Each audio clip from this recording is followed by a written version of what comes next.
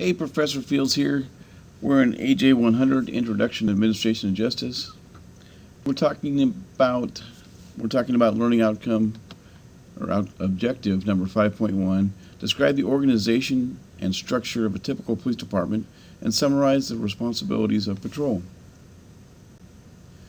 So, what's the primary mission of a police department? Well, it's to enhance the quality of life in the neighborhood.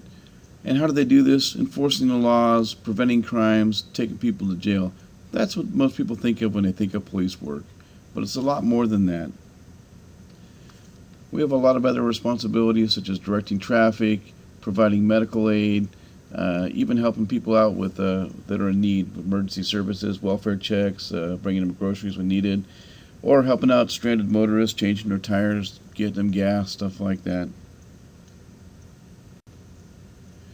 So how is it structured? Well, there's state, local, and federal law enforcement. Let's talk about the state, and since we're in California, we'll talk about the state of California. There are several state agencies. Here are a few of them. The Highway Patrol. The Highway Patrol has jurisdiction for traffic enforcement on all freeways and unincorporated roads. Those are roads that are outside of cities in California. So Los Angeles PD would take the city. CHP would take the area outside of the city. They also have jurisdiction for state property, investigating all criminal activity on state property, such as the Department of Motor Vehicles building or a employment development office, something like that. California Fish and Wildlife, they used to be called Fish and Game, but a couple of years ago they changed their name to Fish and Wildlife. They enforce fishing laws, gaming laws, such as shooting deer, stuff like that.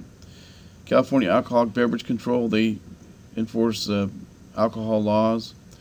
Department of Justice, they enforce different crimes that are usually statewide crimes, such as financial crimes, identity theft. I've seen them do all kinds of stuff like that.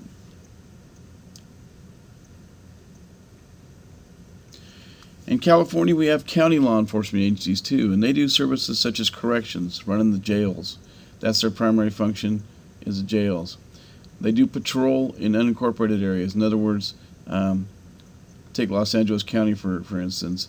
If you get up into some of the areas of Los Angeles County where it's not within the incorporated city, they provide the patrol services there. CHP provides the traffic. They take the penal code crimes.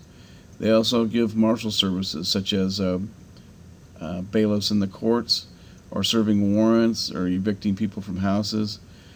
Some county law enforcement agencies also do the coroner's investigation, such as Contra Costa County. That's a sheriff, coroner combined.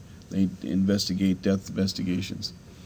Now, the sheriff in California is an elected official, which means that he or she runs for office, and the electorate vote on them every 4 years. In theory, a new sheriff can be appointed every 4 years. Normally what happens is somebody gets into office and they stay there for a while until they decide to retire, or they do something wrong and get thrown out of office. Then you have federal law enforcement agencies. They have a very limited jurisdiction. They have jurisdiction only when it has to do with federal crimes, and they're mainly housed under Homeland Security or Department of Justice. Homeland Security has ICE, which is Immigration and Customs Enforcement. You have Border Patrol. You have the Secret Service. Those are under Homeland Security. Under the Department of Justice, you have the FBI and the ATF, Alcohol, Tobacco, and Firearms. And the U.S. has a Marshal Service. They corral federal prisoners for you, or federal law enforcement people that have gotten away. And like I said, they have very limited jurisdiction on what they can enforce, only federal laws. We talked about that in an earlier chapter. When it comes to police departments, people think of the big departments all the time, the LAPD, the LA Sheriff, New York PD. New York PD, by the way, is the largest with 37,000 officers. If it was an army, I've heard it said that if New York PD was an army, they'd have the third largest army in the world. In California, Los Angeles Sheriff's Department, they have 11,000 deputies. They're the largest in California. Right behind them is LAPD. They've got about 9,000 officers. CHP has about 7,800, 8,000 officers. Your average police department, though, nationwide only has about 41 sworn officers. So most agencies in the police and nationwide have 41 officers.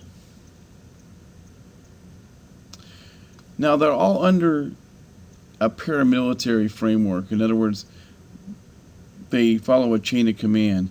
And in law enforcement, most of the time it starts off as an officer level, and the officer usually doesn't have any insignia on their collars, rather than maybe it says officer. The next rank in a lot of agencies is a corporal rank. That's the two-striper. The two-striper, the officer reports to the two-striper, and the two-striper reports to the three-striper. That's the sergeant. Sergeant reports to the lieutenant. That's the 1 bar, 1 gold bar. That's the rank I retired at. Lieutenant reports to the captain. Two bars for the captains. Those are brass. They go on the collar. And then above that, it varies from agency to agency. Some agencies have a commander rank, such as LAPD has a commander rank.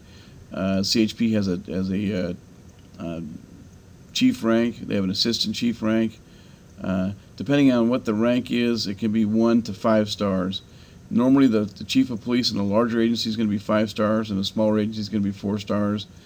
And then anybody below him or her is going to be 1 to 3 stars. So that's the structure of a police department and the patrol functions.